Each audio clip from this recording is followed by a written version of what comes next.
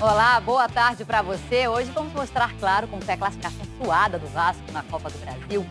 Mas nós começamos falando do Flamengo, que vai ter a estreia de alguns titulares essa noite contra o Resende. O elenco principal do Flamengo começa a voltar a campo a partir de hoje. Jogadores do time campeão brasileiro, como o goleiro Hugo, Léo Pereira, René, Vitinho e Pedro, devem ser titulares contra o Resende no Maracanã pelo Carioca. O jogo deve ter ainda a estreia do zagueiro Bruno Viana, único reforço contratado até agora para a temporada 2021. Um ano que promete ser desafiador do ponto de vista financeiro, como foi o de 2020, mesmo para um clube com as contas em dia como o Flamengo. Apesar de iniciar a temporada com 70 milhões de reais em caixa, a ideia é apertar os cintos. A diretoria calcula ter perdido 110 milhões de reais em receitas por conta da pandemia. 79 milhões foram só pela falta de público nos estádios. O número de sócios torcedores também caiu drasticamente, de 2 maracanãs lotados na capacidade atual para menos de 1. E a falta de perspectiva com relação ao retorno do público aos estádios dificulta as projeções de renda para o ano. Nenhum clube do mundo foi organizado para não ter contas de bilheteria. O Flamengo não tem nenhuma conta atrasada, mas logicamente a gente está preocupado com esse cenário da volta da bilheteria e dessas receitas que a gente trabalhou por tanto tempo para ter elas em alto nível. As saídas de Lincoln e Yuri César já garantiram 50 milhões de reais aos cofres do clube. E se os zagueiros Natan e Tuller forem vendidos ao término dos respectivos empréstimos, o Flamengo embolsa mais 45 milhões. A meta é chegar a 140 milhões de reais em vendas até julho. Num contexto de crise como é o atual, as transferências de jogadores são uma saída relativamente fácil para conseguir sanar as contas. O que talvez o Flamengo deva se preocupar é com a tentação de vender jogadores da base por valores muito relevantes e gastar esse dinheiro em jogadores mais velhos, que depois vão ter um potencial de revenda mais complicado. A tendência é que o clube seja mais tímido na busca por reforços do que foi nas temporadas passadas.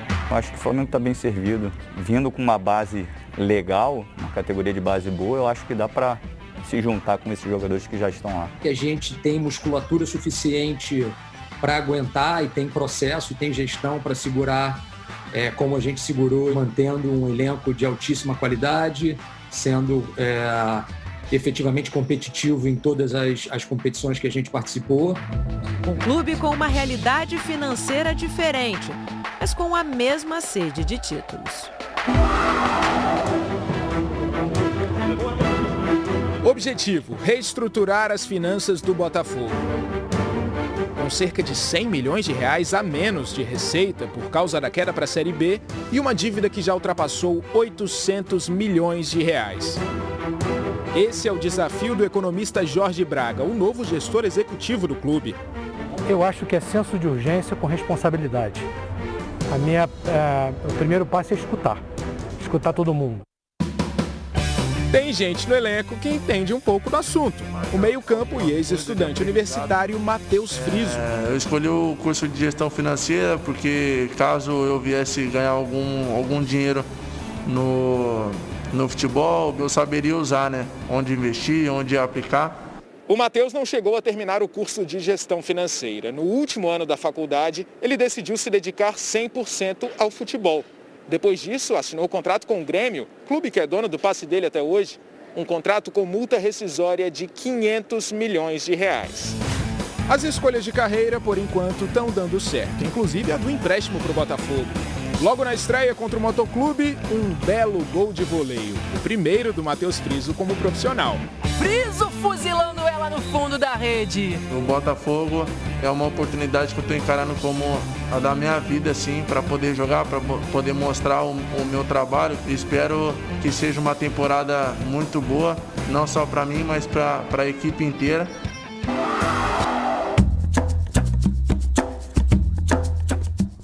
Um jogador formado no clube assinando o novo contrato.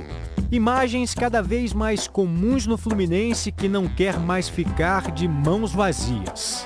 A gente renovou recentemente cerca de 25 ou 26 atletas. foi o último ano de gestão. 4 jogadores formados em Xerém terminaram a última temporada como titulares e todos renovaram contrato recentemente. O lateral Calegari, de 19 anos, e o atacante Luiz Henrique, de 18, assinaram respectivamente até fevereiro e setembro de 2025. Aos 19 anos, o volante Martinelli estendeu o vínculo até dezembro de 2024. O goleiro Marcos Felipe, de 24, foi um dos primeiros a renovar nessa atual gestão. O acordo vai até julho do ano que vem. Já Marcos Paulo não terá mais vínculo com o clube no meio do ano e pode assinar com outra equipe sem gerar receitas para o Fluminense. O atacante não chegou a um acordo com o Atlético de Madrid e está treinando com o elenco sub-23. Estancar a saída dos garotos que descobre é fundamental. Todo grande clube brasileiro vende, mas vende quando quer, isso quando tiver uma condição econômica para isso.